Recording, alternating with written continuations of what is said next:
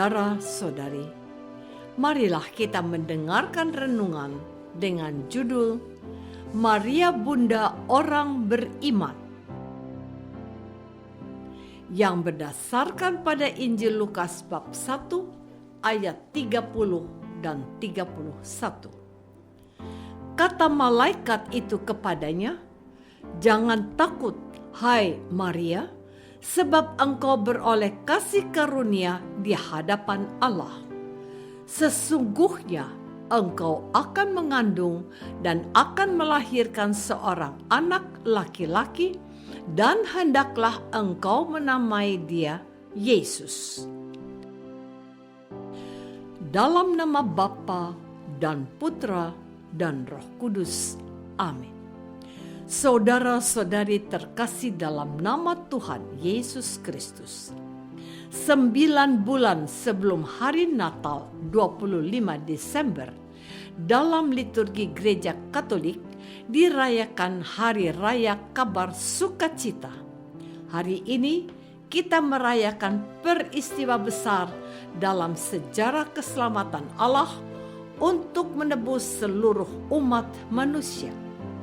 Kisah Bunda Maria menerima kabar gembira dari malaikat Gabriel ini, jika didramatisasikan, akan sangat menguras emosi dan mengacak-acak perasaan hati seorang yang adalah perawan dari Nazaret.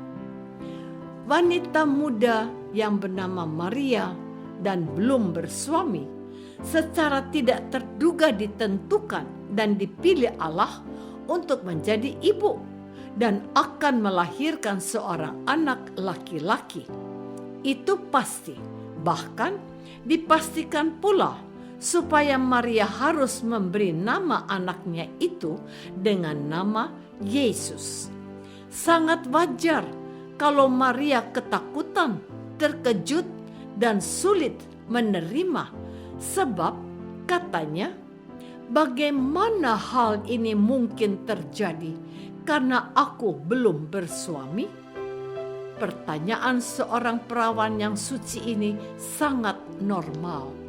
Namun, lagi-lagi jawaban yang diberikan malaikat melampaui nalarnya sebagai gadis normal. Roh Kudus akan turun atasmu, dan kuasa Allah yang Maha Tinggi akan menaungi engkau. Sebab itu, anak yang akan kau lahirkan itu akan disebut kudus, anak Allah. Apakah Maria mengerti? Saudara-saudari terkasih, sesungguhnya Maria belum mengerti. Dan untuk membuat Maria mengerti bahwa rencana Allah itu pasti terjadi, malaikat itu menjelaskan kepada Maria kalau saudaranya yang mandul saja bisa punya anak laki-laki. Tentu saja Allah bisa menjadikan dirinya ibu untuk anaknya. Sebab bagi Allah tidak ada yang mustahil. Apakah Maria menjadi paham? Namun, iman Maria lebih kuat dari pemahamannya. Apakah Maria menjadi paham? Namun, iman Maria lebih kuat dari pemahamannya. Percayanya kepada Allah mengalahkan rasa ragu dan ketakutannya. Ini kehendak Tuhan. Maka dia berkata, "Sesungguhnya aku ini hamba Tuhan, jadilah padaku menurut perkataanmu itu." Dengan jawaban penuh iman seorang Maria ini, karya Allah dimulai. Oleh kesalahan seorang Hawa, wanita pertama, manusia masuk dalam kehidupan yang menjauh dari Allah, tetapi melalui seorang Maria, Hawa baru, manusia diselamatkan oleh anak Allah karena kasih Allah. Yohanes Penginjil menulis di awal Injilnya begini, Karena begitu besar kasih Allah akan dunia ini, sehingga Ia telah mengaruniakan anaknya yang tunggal, supaya setiap orang yang percaya kepadanya tidak binasa, melainkan beroleh hidup yang kekal. Yohanes bab 3 ayat 16. Keterpilihan Maria bukan karena Maria saja, melainkan karena kasih Allah akan manusia yang berdosa. Saudara-saudari terkasih, Gereja Kudus menempatkan Maria dalam jajaran keanggotaannya sebagai pribadi mulia dan istimewa, sebab dia ditetapkan Allah sebagai satu-satunya manusia yang dikandung tanpa noda dosa. Itulah sebabnya dia disebutkan sebagai murid Yesus yang paling unggul, yang kepadanya setiap orang Kristen harus bercermin, meneladan, dan belajar menjadi pengikut Yesus yang benar. Tuhan Yesus mengajarkan kepada para pengikutnya untuk menemukan sosok ibunya ketika dia bersabda, "Saudaraku, saudariku, dan ibuku adalah mereka yang mendengarkan sabda Allah dan melaksanakannya."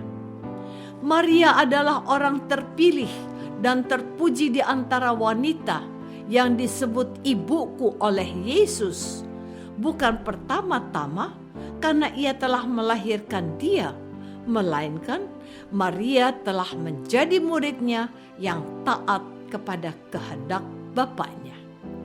Ketaatan seorang Maria itulah yang menjadi tolok ukur bagi setiap orang Kristen.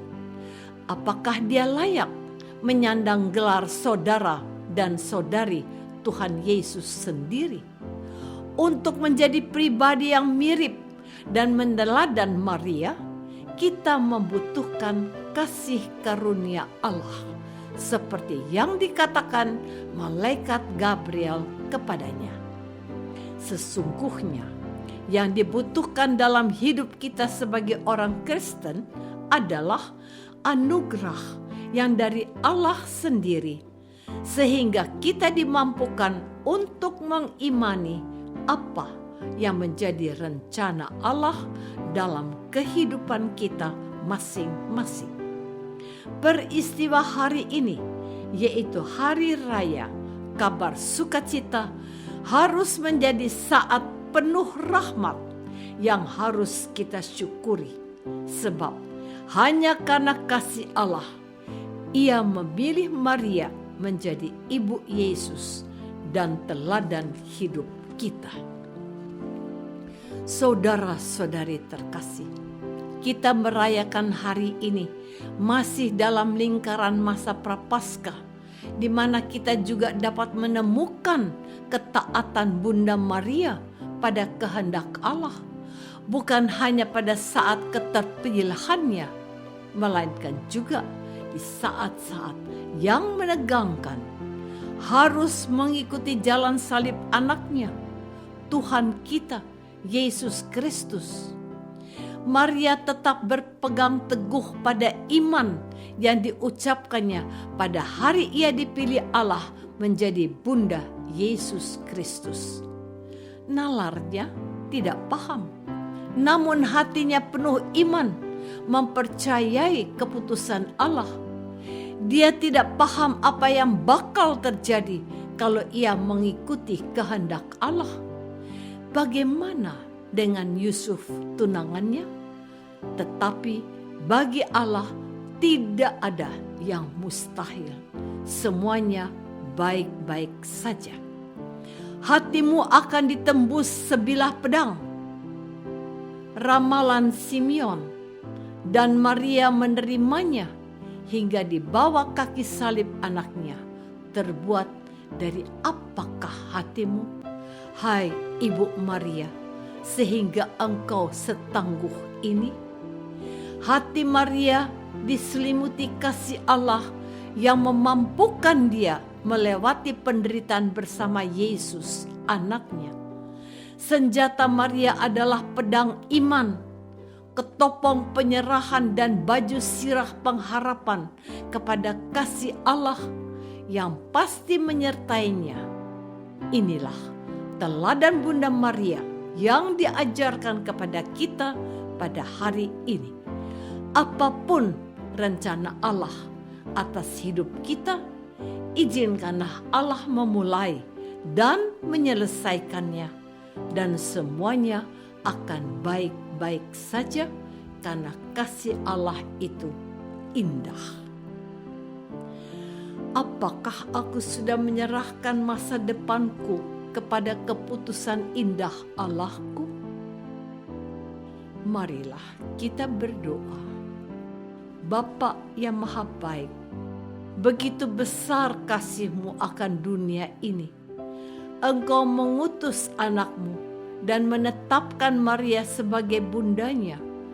Bantulah kami belajar dari Bunda Maria untuk menjadi anak yang taat pada kehendak-Mu. Demi Kristus Tuhan kami. Amin. Semoga kita semua selalu dinaungi dan dibimbing oleh berkat Allah yang Maha Kuasa, Bapa dan Putra dan Roh Kudus. Amin.